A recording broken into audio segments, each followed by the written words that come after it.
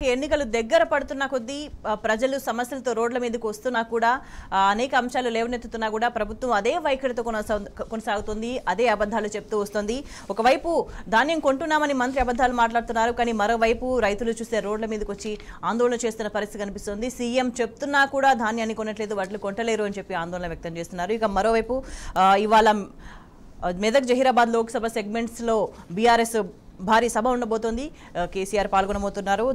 ఇంకా అనేక అంశాలు ఉన్నాయి మనం మాట్లాడడానికి. ఇవాళ మనతో పాటు చర్చలు జాయిన్ అవుతున్నారు బీఆర్ఎస్ నుంచి వాసుదేవరెడ్డి గారు, అదేవిధంగా అనలిస్ట్ పాపారావు గారు. గుడ్ మార్నింగ్ అండి. వాసుదేవరెడ్డి గారు, ఒకవైపు రైతులు రోడ్ల మీదకి వస్తున్నారు, సీఎం చెప్పినా కూడా కొంటలేరు, ధాన్యాన్ని కొంటలేరు, మద్దతు ధర కొన్నది చాలా తక్కువ, కానీ మరోవైపు మంత్రి చూస్తే మాత్రం లెక్కలు చెప్తున్నారు, ఇంత కొన్నాం అంత కొన్నామని మాట్లాడుతున్నారు, సమస్య లేదంటున్నారు, కానీ రైతులు రోడ్ల మీదకి వస్తున్నారు. అంటే ఇంకా కూడా జరుగుతున్న వాస్తవం ఒకటి, కానీ ప్రభుత్వం మంత్రులు మాట్లాడుతున్నది ఒకటి. ఎట్లా చూడాలి? గుడ్ మార్నింగ్ అండి. ప్యానెల్లో ఉన్న పాపారావు గారికి, అదేవిధంగా టీ న్యూస్ ప్రేక్షకులందరికీ కూడా గుడ్ మార్నింగ్. ప్రధానంగా మనం ఈ యొక్క వర్షాకాలం పంటను అదే పరిస్థితి చేసింది. ఇప్పుడు వేసవికాలానికి సంబంధించిన పంట ఆల్రెడీ మొత్తం ధాన్యరాశులన్నీ కూడా మార్కెట్లో పోసిన సందర్భం కూడా ఉన్నది. ఈ విషయంలో చాలా సందర్భాలలో బీఆర్ఎస్ పార్టీగా రైతుల పక్షాన ఉండి మేము అనేక సందర్భాలలో ప్రభుత్వానికి నివేదిక రూపంలో ఇచ్చినాం. 2-3 అంశాలలో ఇచ్చినాం. ఒకటి, ఎండిన పంటలకు సంబంధించిన రైతులను ఆదుకోవాలి, పంట నష్టపోయిన రైతులకు ఎక్స్గ్రేషియా చెల్లించాలి అనే అంశం మీద రాష్ట్ర ప్రభుత్వానికి ఒక నివేదిక ఇవ్వడం జరిగింది. సిఎస్ గారిని కలిసి ప్రత్యేకంగా చెప్పడం జరిగింది, మా ఎమ్మెల్యేల బృందం అంతా కూడా వెళ్ళి. ఆ తర్వాత ఇప్పుడు వచ్చిన పంట కూడా, ఇప్పుడు గతంలో వర్షాకాలానికి సంబంధించి సరే వాళ్ళు అప్పుడు కొత్తగా వచ్చారు, 100 రోజులు కూడా కాలేదు, మీరు ఇచ్చిన హామీలు నెరవేర్చండి, ఎంఎస్పి ధరకు పంటను కొనుగోలు చేయండి, మీరు బోనస్ 5,500 రూపాయలు ఇస్తారా, 500 ఇవ్వాలని చెప్పి మేము అనేక సార్లు డిమాండ్ చేసినాం రైతుల పక్షాన. దాన్ని పట్టించుకోలేదు. మొన్నటి ఈ యొక్క వేసవి కాలానికి సంబంధించి ఈ పంట మొత్తం కూడా మరి మార్కెట్లకు వచ్చిన సందర్భంలో రైతులు ఎక్కడికక్కడ నిరసన వ్యక్తం చేస్తున్న సందర్భంలో ఆ యొక్క ఇంటెలిజెన్స్ ద్వారా ప్రభుత్వం తెలుసుకొని ముఖ్యమంత్రి గారు ఆదేశాలు ఇచ్చిండ్రండి. రాష్ట్ర ముఖ్యమంత్రి రేవంత్ రెడ్డి గారు ఏం ఆదేశాలు ఇచ్చిండ్రు, ఎక్కడ కూడా ఎంఎస్పి ధరకు 1 రూపాయి కూడా తక్కువ కొనద్దు, తప్పకుండా రైతులకు న్యాయం చేయాలి, చివరి గింజ వరకు కొనాలి అని చెప్పి ఒక ముఖ్యమంత్రి గారు ఆదేశాలు ఇస్తే, ఆ ముఖ్యమంత్రి గారి ఆదేశాలను కూడా మరి అక్కడ అధికారులు పట్టించుకోలేరా? మరి అక్కడ ఎవరైతే వ్యాపారస్తులకు సంబంధించి అక్కడ ఎవరైతే కొనుగోలుదారులు ఉన్నారో వారు ఎందుకు మరి రాష్ట్ర ప్రభుత్వ మాటలను పెడచెవిన పెట్టిందనే విషయాలను మరి ఒకసారి అర్థం చేసుకుంటే, ఇలా ఆయన రాష్ట్ర ముఖ్యమంత్రిగా మాట్లాడిన మాటలకే విలువ లేకుంటే మరి దేనికి విలువ ఉంటుంది? ఇవాళ మొత్తం తెల్లారు లేస్తే రేవంత్ రెడ్డి గారు ఎన్నికల కోడ్ ఎప్పుడు వచ్చిందో అప్పటి నుంచి వెళ్ళి నేను ఇప్పుడు ముఖ్యమంత్రిని కాదు, నేను ఇప్పుడు ఒక పిసిసి అధ్యక్షుని హోదాలో ఇక నేను ఈ 14 సీట్లు గెలిపించడానికి మొత్తం ఇక నేను వేషం మారింది, భాష మారింది అట్లా అంటే పిసిసి చీఫ్ గానే మాట్లాడుతున్నట్టు కనిపిస్తున్నది. కానీ ఒక ఎన్నికల కోడ్ వచ్చినా నేను రాష్ట్ర ముఖ్యమంత్రి అనే భావన ఇలా ముఖ్యమంత్రిలో లేదు. ఈ ప్రభుత్వంలో అధికారులుగా మనం ఉన్నామని చెప్పి, అంటే మనం ఒక మంత్రుల హోదా ఉన్నామని చెప్పి మంత్రులకు లేదు, అధికారులను ఎప్పటికప్పుడు పనిచేయించే ఆలోచన ఈ ప్రభుత్వానికి లేదంటే. అంటే ఒకవైపు చూస్తే ఇటువైపు ముఖ్యమంత్రి చెప్పిన మాటకే విలువ లేదు, దాన్ని అధికారులు ఎక్కడ కూడా పాటించిన పరిస్థితి కనిపిస్తుంది. మరోవైపు చూస్తే గతంలో అసెంబ్లీ ఎలక్షన్స్ ముందు ఎట్లయితే డెడ్ లైన్ పెట్టినరో, ఇప్పుడు మళ్ళా కూడా రుణమాఫీకి సంబంధించి మళ్ళీ ఒక డెడ్ లైన్ పెట్టినరు. అంటే ఆ డెడ్ లైన్ ఎక్కడ ఇంప్లిమెంట్ చేయలేదు, ఆ డెడ్ లైన్ దాటిపోయింది, ఏది కూడా అమలు రైతులకి ఏం లాభం జరగలేదు. డెడ్ లైన్ కూడా ఎందుకు పెట్టిందంటే స్వేచ్ఛ గారు, ప్రధానంగా ఈ రాష్ట్రంలో రైతులందరూ కూడా మాట్లాడుకుంటున్న అంశం ఏంటి అంటే, డిసెంబర్ 9వ తారీఖు నాడు మా ప్రభుత్వం రాగానే మీరు మళ్ళీ రుణం తీసుకోండి, డిసెంబర్ 9వ తారీఖున 2 లక్షల రుణాన్ని మాఫీ చేసే బాధ్యత నాదని పదే పదే రెడ్డి గారు ఎన్నికల ముందు చెప్పిన అంశం కూడా మొత్తం రాష్ట్ర వ్యాప్తంగా, మొత్తం దేశవ్యాప్తంగా కూడా సోషల్ మీడియా తిరుగుతూ ఉన్నది. ఇది అంత రైతులు గమనించారు. ఇది ఎటో పోతా ఉన్నది, మైనస్ అవుతా ఉన్నది, రాష్ట్రంలో రోజు రోజుకు పల్చర్ అవుతా ఉన్నది కాంగ్రెస్ పార్టీ రైతులలో, ప్రజల్లో అని చెప్పి భావించి నిన్న ఒక సభలో రేవంత్ రెడ్డి గారు మళ్ళీ ఒక మాట చెప్తాడు, 15 ఆగస్టుకు మళ్ళీ 2 లక్షల రుణమాఫీ చేస్తాం, అదే విధంగా దాంతో పాటు ఇంకా అనేక అంశాలు అమల్లోకి తీసుకొస్తామని చెప్పి ఏదైతే రేవంత్ రెడ్డి గారు చెప్తా ఉన్నారో ఇదంతా కూడా శుద్ధ అబద్ధం. మళ్ళీ ప్రజలను మోసం చేయడానికి రేవంత్ రెడ్డి గారు మళ్ళీ పార్లమెంట్ ఎన్నికలను వేదిక చేసుకున్నాడు. ఆనాడు అసెంబ్లీ ఎన్నికలుగా అబద్ధాలు మాట్లాడితే మళ్ళీ పార్లమెంట్ ఎన్నికలుగా అబద్ధాలు మాట్లాడుతూ రాజకీయం చేయడమే ప్రధాన ధ్యేయంగా పనిచేస్తా ఉన్నాడు తప్పితే నిజంగా రైతులు పంటలు చేతికొచ్చినాయి, ఆ పంటకు సరైన ధర మద్దతు ధర ఇవ్వాలని చెప్పి ఇలా ప్రధానంగా జనగాం సంబంధించిన మార్కెట్ యార్డ్లో గత 5 రోజులుగా ప్రజలు పడిగాపులు పడతా ఉన్నారు. దాదాపుగా 40,000 ధాన్యపు బస్తాలు అక్కడనే పెండింగ్ లో ఉన్నాయి. ఇప్పటి వరకు కొన్నది చాలా తక్కువగా, అది కూడా ఎంఎస్పి ధర లేదు, మద్దతు ధర లేదని చెప్పి పదే పదే చెప్తున్నా. దాని మీద ఇంట్రెస్ట్ పెట్టకుండా ఈ ప్రభుత్వం రాజకీయాలు చేస్తూ ఇంకా మళ్ళీ రైతులను ప్రజలను మోసం చేయడానికి దగా చేస్తా ఉన్నది ప్రభుత్వం. ఎస్ పాపారావు గారు, అంటే ఏ విధంగా చూసినా ఇప్పటి వరకు కాంగ్రెస్ ప్రభుత్వ హయాంలో తెలంగాణలో రైతులకు ఏ ఊరట లభించిందా అంటే ఎక్కడా లేదు అనే చెప్పొచ్చు. ఒకవైపు గతంలో ఇచ్చిన డెడ్ లైన్లకు సంబంధించి ఆగ్రహంతో ఉన్న సందర్భంలో మళ్ళీ కొత్తగా డెడ్ లైన్స్ తీసుకొస్తే నవ్వుకుంటున్న పరిస్థితి కనిపిస్తుంది. ఎట్లా చూడాలి? అంటే ఊరట లభించిందా, హామీలు ఇచ్చారు రైతులకి కానీ ఇతర వర్గాలకు కూడా, ఎవరికైనా ఏమైనా ఈ గవర్నమెంట్ లో ప్రయోజనం జరిగిందా చూస్తే ఓవరాల్గా జరిగింది ఏంటంటే డెడ్ లైన్లు మాత్రం కనపడుతున్నాయి. మీకు గతంలో ఎన్నికల ముందు జాబ్ క్యాలెండర్ ఇచ్చారు. జాబ్ క్యాలెండర్ ఏం జరిగిందో మనం అందరం చూసాం. టిఆర్ఎస్ గవర్నమెంట్ ఇచ్చిన 30,000 ఉద్యోగాల్ని తమ ఉద్యోగాలుగా చెప్పుకుంటా వాటికి జాయినింగ్ ఇది ఇస్తా మాత్రమే చేశారు వీళ్ళు. అది అందరూ నవ్వుకునే పరిస్థితి వాస్తవానికి. అది యువజనంలో విపరీతమైనటువంటి నిరాశని, నిర్లిప్తతని, వ్యతిరేక భావాన్ని ఈరోజు తెచ్చిపెట్టింది. ఆల్రెడీ మీడియా పరంగా, ప్రింట్ మీడియా పరంగా కూడా యువజనంలో పెరుగుతున్నటువంటి అసంతృప్తి, వ్యతిరేక భావన 3 నెలల్లోనే ప్రభుత్వం పట్ల మోసపోయామనే ఫీలింగ్ ని సింబలైజ్ అంటే కనపడేటట్లు చేసే వార్తలు కానీ వ్యాసాలు కానీ అన్నీ వస్తున్నాయి. సరే, ఈరోజు గతంలో పెట్టుకున్న డెడ్ లైన్ల విషయం చూస్తే, ఒకటి జాబ్ క్యాలెండర్ విషయంలో అది కూడా డెడ్ లైన్, పలాంటి తేదీలోపు పలాంటి చేస్తామని. అలాగే రుణమాఫీకి సంబంధించి డెడ్ లైన్ ఉంది. అలాగే రైతు భరోసా అంటే రైతు బంధుని రైతు భరోసాగా మార్చి తెస్తామనేది. ఇలా ఇచ్చిన ప్రతి హామీకి దరిదాపుగా ఒక డెడ్ లైన్ పెట్టుకున్నారు. ఈ డెడ్ లైన్లన్నీ నిజంగానే డెడ్ అయ్యి మళ్ళీ కొత్త డెడ్ లైన్లు పెడుతున్నారు. జనాలకి ఈరోజు నవ్వుకోవటం కాదు, విపరీతమైనటువంటి ఆగ్రహం వచ్చే పరిస్థితి మోసకారితనాన్ని చూసి. ఎందుకంటే ఒక్క విషయంలో ఫెయిల్ అయితే వీళ్ళు, ఇన్ని హామీల్లో ఏదో ఒక డెడ్ లైన్ విషయంలో ఫెయిల్ అయితే వీళ్ళు ప్రజలు అర్థం చేసుకునేవారు పెద్ద మనసుతో. కానీ ప్రతిదీ మోసం చేయడానికి ఇచ్చినటువంటి హామీ తప్పితే ఇది నిజంగా జరిగేది కాదు అనేది ఈరోజు ప్రజలకు అర్థమైంది. మొదటి నుంచి కూడా అందరం చెబుతుంది ఒకటే, లోక్సభ ఎన్నికల నోటిఫికేషన్ కనుక వస్తే కనుక ఈ హామీల అమలు ఆగిపోద్ది. కాబట్టి ఏ డెడ్ లైన్ ప్రకారం ఆ హామీలు పూర్తి చేసుకుంటా వెళ్ళకపోతే రేపు లోక్సభ ఎన్నికల నోటిఫికేషన్ వస్తే మళ్ళీ 2 నెలల పాటు అసలు వీటి ఊసే ఎత్తే అవకాశం ఉండదు అనేది అందరం హెచ్చరిస్తున్నా. వాళ్ళు చేసేది వాళ్ళు చేసి వాయిదా వేసుకుంటా వచ్చి లోక్సభ ఎన్నికల నోటిఫికేషన్ వచ్చిన తర్వాత ఊపిరి పీల్చుకున్న పరిస్థితి. వాళ్ళు జనాల ఊపిరి పోతుంటే వాళ్ళు ఊపిరి పీల్చుకుంటున్నారు, వాగ్దానాలు విఫలమై. ఈరోజు చూడండి, రైతులు ధాన్యం కొనుగోలు చేసే స్థితి లేదు, కనీసం మద్దతు ధర ఇచ్చే స్థితి లేదు. అక్కడ కనీస మద్దతు ధర రాని పరిస్థితి. రేవంత్ రెడ్డి హెచ్చరించిన రకరకాలటువంటి మాటలు మాట్లాడిన వీళ్ళు ఎవరు భయపట్టాలా, ఎవరు పెడతారు. ఎందుకంటే ప్రభుత్వం కాంగ్రెస్ మాటలు నమ్మి ఓటేసిన తర్వాత రైతులు దారుణంగా నష్టపోయిన సందర్భంలో మళ్ళీ అదే తరహాలో హామీలు ఇస్తే ఎంతవరకు వాటిని నమ్మే పరిస్థితి కనిపిస్తుంది? ఎట్టి పరిస్థితుల్లో రైతులు నమ్మటం కాదు, నట్టేట మునిగామని. అంటే షార్ట్ టైమ్ లో సంక్షోభంలో పడిపోయింది వ్యవసాయం తెలంగాణలో. ఖచ్చితంగా అదే 10 సంవత్సరాల పాటు 10 సంవత్సరాల కాలం ఒక స్వర్ణయుగం. మొన్నటి దాకా 2014 నుంచి 2023లో బీఆర్ఎస్ ప్రభుత్వం దిగిపోయిన దాకా రైతులకి తెలంగాణలో అందరూ సామాన్య జనానికి, సామాజిక వర్గాలకి, బడుగు బలహీన సామాజిక వర్గాలకి ఒక స్వర్ణయుగం. ఆ స్వర్ణయుగం ఈరోజు కాంగ్రెస్ చేతిలో ఖతమైంది. కాబట్టి ఏంటంటే కాంగ్రెస్ అధికారంలోకి రావడంతోనే సంక్షోభాలన్నీ మొదలైంది. దీనిలో కొన్ని సంక్షోభాల కారణం ప్రకృతనో ఇంకోటనో సరిపుచ్చుకున్నా మరి విద్యుత్ ఎందుకు పోతుంది, కరెంట్ ఎందుకు ఉంటుందా సరిగ్గా, రకరకాల నీళ్ల విషయంలో ఈరోజు కర్ణాటక నుంచి 5 టీఎంసీలు నీళ్ళు అడగచ్చని 21 టీఎంసీలు కర్ణాటకలో నిల్వ ఉన్నాయి నీళ్లు ఒక తోట అనేది. దాని నుంచి 5 టీఎంసీలు తీసుకుంటే సాగుబడికి సరిపోతాయి మనకి, అడగచ్చు కదా అనేది. ఎందుకంటే కర్ణాటకలో కూడా కాంగ్రెస్ ప్రభుత్వం. కాబట్టి ఏంటంటే వీళ్ళకి రాజకీయాలు చేయడానికి, ఫిరాయింపుల్ని ప్రోత్సహించడానికి ఉన్నటువంటి ఉత్సాహం కానీ తీరిక కానీ ఈరోజు ప్రజల సమస్యల పరిష్కారం చేయడానికి లేదు. ఎందుకంటే ప్రజల సమస్యలు పరిష్కారం చేయడం అనేది చాలా తేలికైన మార్గం. ఏ రకంగా ఎన్నికల్లో గెలవాలంటే అన్నిటికంటే తేలికైన మార్గం ప్రజల సమస్యలు పరిష్కారం చేయడం.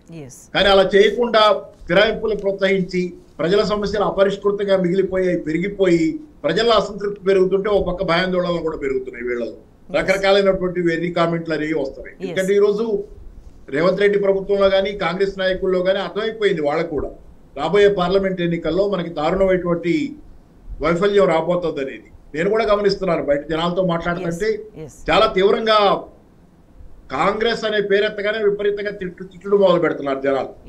విపరీతంగా తిట్టుడు. మామూలుగా అయితే జనాలకు కొంచెం హెసిటేషన్ ఉంటుంది, చెప్పరు ఎక్కడంటే అక్కడ.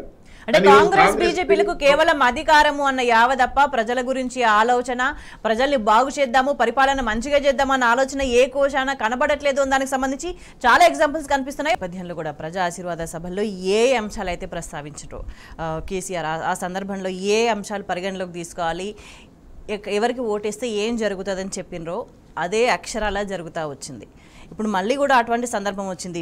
బీజేపీ కానీ కాంగ్రెస్ కానీ ఎటువంటి వైఖరితో ముందుకెళ్తున్నాయి, ఏ విధంగా ప్రజల్ని మరింత మభ్యపెట్టే ప్రయత్నం చేస్తున్నాయి అనేది ఇవాళ చాలా స్పష్టంగా నాడు అసెంబ్లీ ఎన్నికల సందర్భంగా నాటి ముఖ్యమంత్రి కేసీఆర్ గారు ఈ తెలంగాణ ప్రజల పట్ల, తెలంగాణ ప్రాంతం పట్ల ఎనలేని ప్రేమను, ఈ ప్రాంత ప్రజల పట్ల కమిట్మెంట్ ఉన్న నాయకుడు కేసీఆర్ గారు ఆ సందర్భంలో చెప్పిండు, మీరు ఓటును చాలా జాగ్రత్తగా వేయండి, వేసే ముందు ఒకసారి ఆలోచించేయండి అని చెప్పి అనేక సందర్భాలు చెప్పిన సందర్భం ఉన్నది.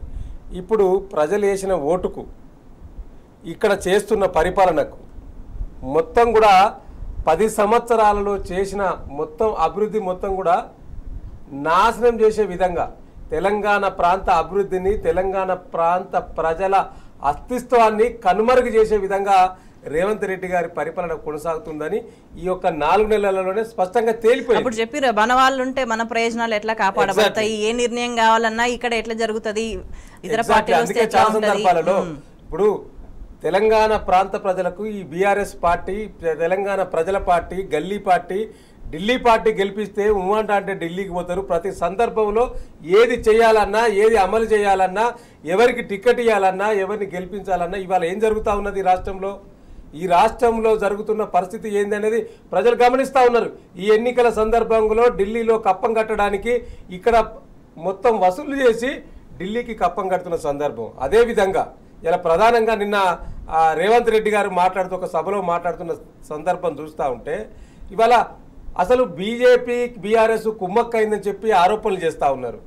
అయ్యా రేవంత్ రెడ్డి గారు, మేము చాలా సందర్భాల్లో చెప్పినాం, కాంగ్రెస్ పార్టీ బీజేపీతో పాటు అనేక సందర్భాలలో గతంలో తెలంగాణ ప్రాంతంలో జరిగిన ఉప ఎన్నికలు కావచ్చు, మీ దోస్తు ఈటెల రాజేందర్ గారు ఉప ఎన్నిక జరిగినప్పుడు మీరు డమ్మీ క్యాండిడేట్ని పెట్టి ఏ విధంగా ఈటెల రాజేందర్ కోసం గెలుపు కోసం మీరు ప్రయత్నం చేసిరో మళ్ళీ అదే చేస్తూ ఉన్నారు.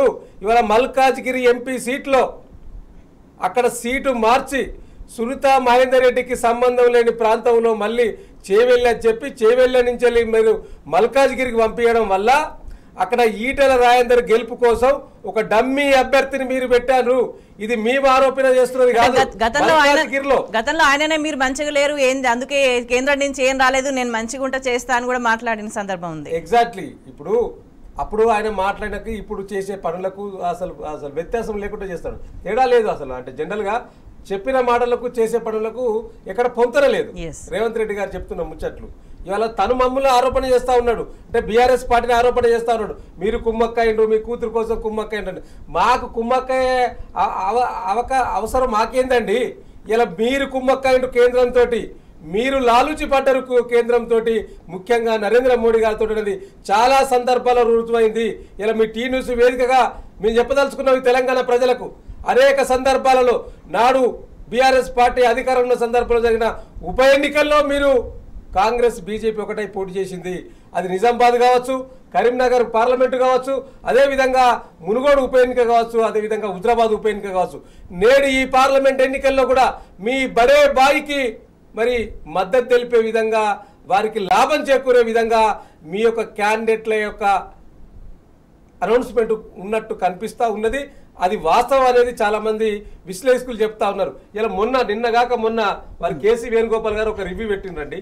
కేసీ వేణుగోపాల్ గారు రివ్యూ పెడితే దాంట్లో కాంగ్రెస్ పార్టీ ఎక్కడెక్కడ బలంగా ఉన్నదో చెప్పిండ్రు. చాలా సీట్లలో బీజేపీ బలంగా ఉన్న డమ్మీ అభ్యర్థులను పెట్టిందని వారు గుసగుసలు చెప్పుకున్నట్టు బయటకు వచ్చింది.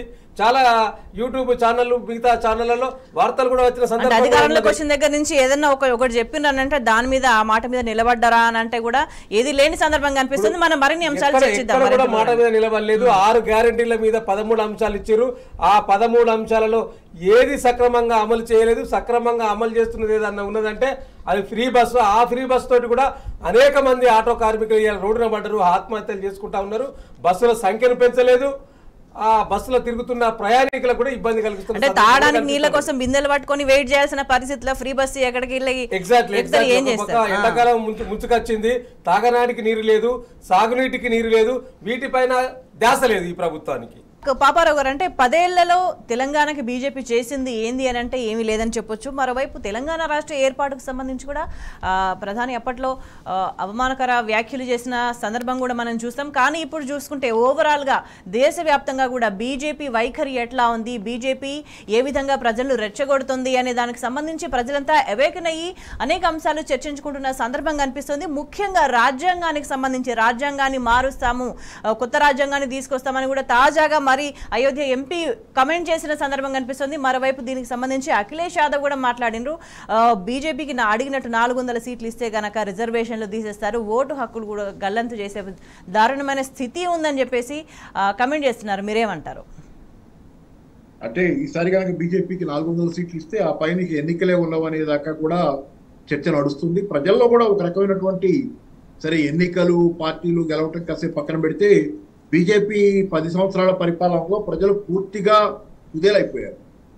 ఈరోజు మేజర్ ఇష్యూస్గా సిఎస్డిఎస్ కానీ లోక్నీతి సర్వే, సిఎస్డిఎస్ లోక్నీతి సర్వేలో ప్రజల్లో మేజర్ సమస్యలుగా వాళ్ళు ఫీల్ అవుతుంది నిరుద్యోగాన్ని, ధరల పెరుగుదలని, అవినీతిని కూడా ఫీల్ అవుతున్నారు. మామూలుగా అయితే బీజేపీ ప్రభుత్వం, బీజేపీ వాళ్ళు గొప్పలు చెప్పుకుంటారు కదా, మేము అవినీతికి అతీతం, అవినీతి మచ్చంటని ప్రభుత్వం మాదన్నట్లు చెప్పుకుంటారు. కానీ ఈ రోజు అవినీతి కూడా ఈ ప్రభుత్వంలో చాలా ఎక్కువ ఉందనేది ప్రజలందరూ అభిప్రాయం. ఉదాహరణకు చెప్తాను, అవినీతికి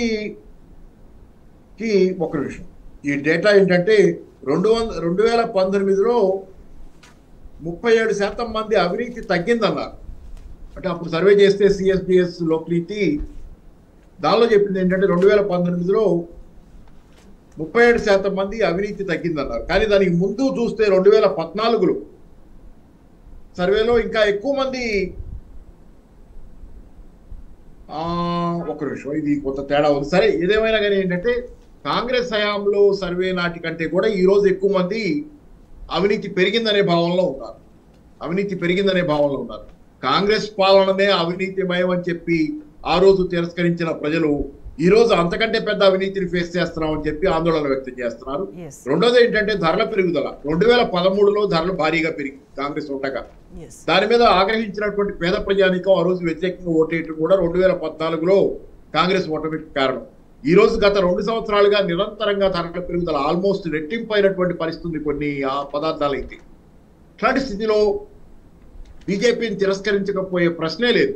అలాగే నిరుద్యోగం, భారతదేశ చరిత్రలో కనీవిని ఎరుగని స్థాయికి నిరుద్యోగం చేరింది. ఈరోజు అన్ని రాష్ట్రాల్లో అన్ని చోట్ల విపరీతమైనటువంటి యోజనల్లో నిరుద్యోగం.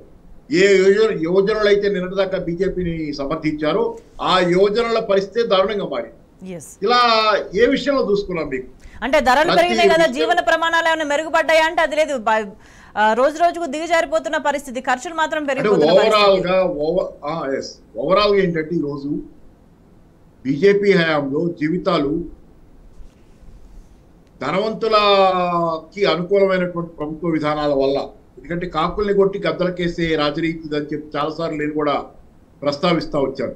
డిమానిటైజేషన్ నుంచి, జిఎస్టీ నుంచి ఈ రోజు దాకా అనుసరించిన అన్ని విధానాలు, కార్పొరేట్ ట్యాక్స్ రాయితీల దగ్గర నుంచి రైట్ ఆఫ్ల దాకా, బ్యాంకు రుణాల రైట్ ఆఫ్ల దాకా, ఎన్పిఎల్ అయిన రుణాలు, అన్ని విధానాల్లో కూడా ధనవంతులకు అనుకూలంగా, పేద ప్రజానీకానికి వ్యతిరేకంగా, పేద ప్రజానీకం మీద విపరీతంగా పన్నులు వేస్తున్నారు, విపరీతంగా భారాలు మోపుతున్నారు, ధనవంతులకేమో రాయితీలు ఇస్తున్నారు.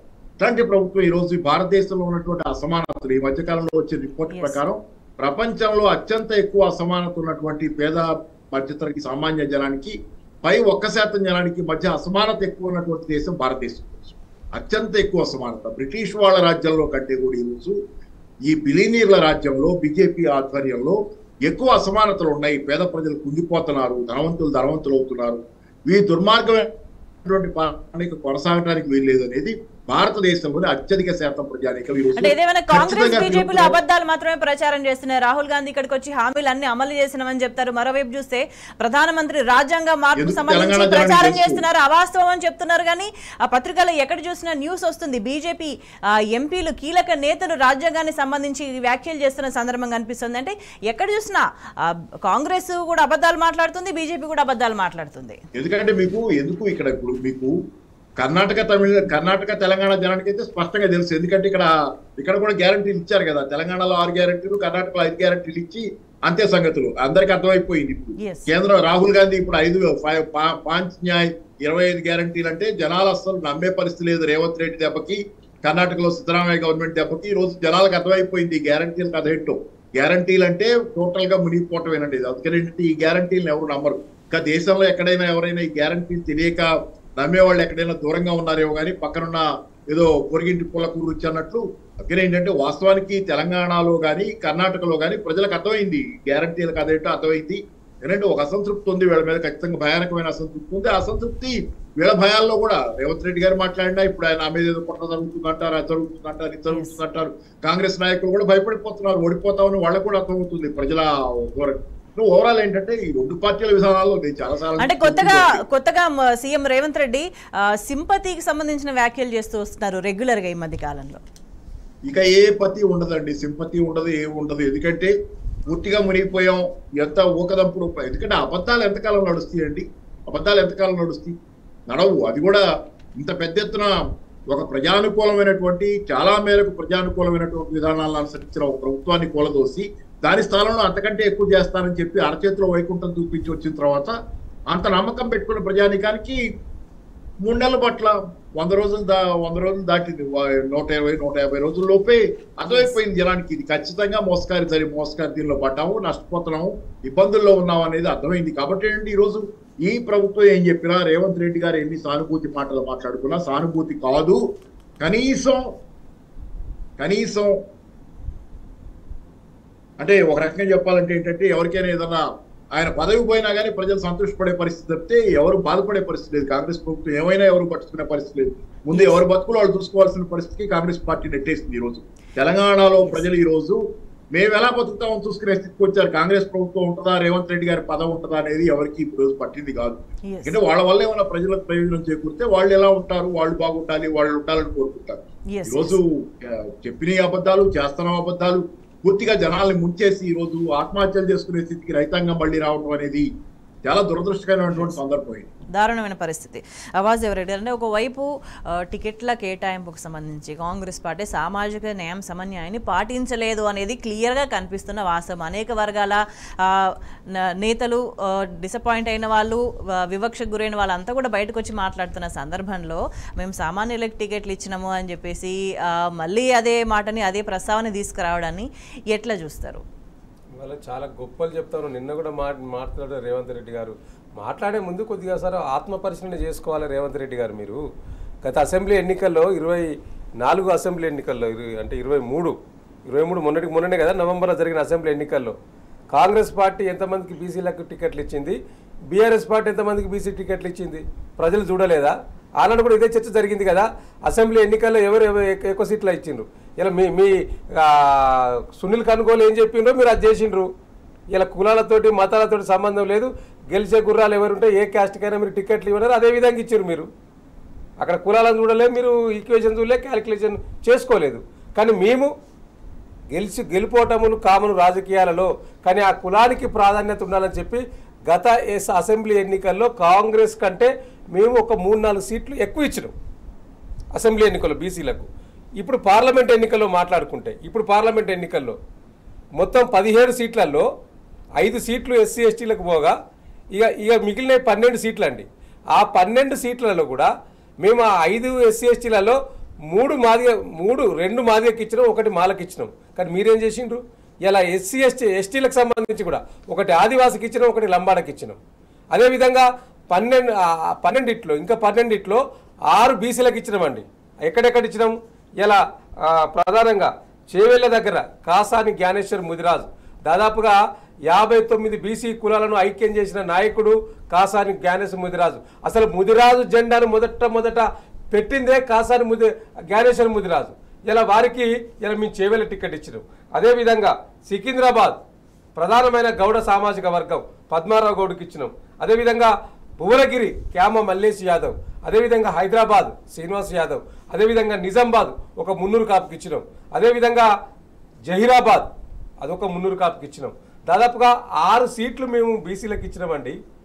ఇక ఇంకా 6 సీట్లలో దాంట్లో కూడా మేము ఈక్వేషన్ చూసుకున్నాం.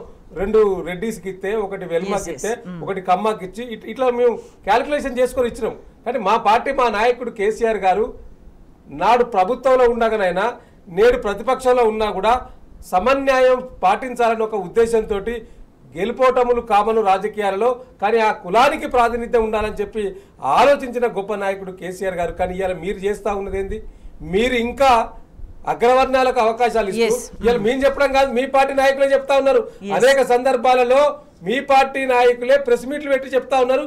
ఇంటర్నల్ గా మాట్లాడుతున్న సందర్భం కనిపిస్తా ఉన్నది. ఈ ప్రభుత్వం వచ్చినాక మొత్తం ఎవరెవరికి అగ్రవర్ణాలకు పెద్ద ఏదైతే చేస్తామని చెప్తున్నారో అది చేయలేదు. కానీ మళ్ళీ అదే మాట చెప్తున్నారు, చేస్తాము అని మళ్ళీ నమ్మమని చెప్తున్నారు. మళ్ళీ ఓట్లేమని అడుగుతుంది కాంగ్రెస్ గారిని తెలంగాణ ప్రజలు నమ్మే పరిస్థితి లేరండి.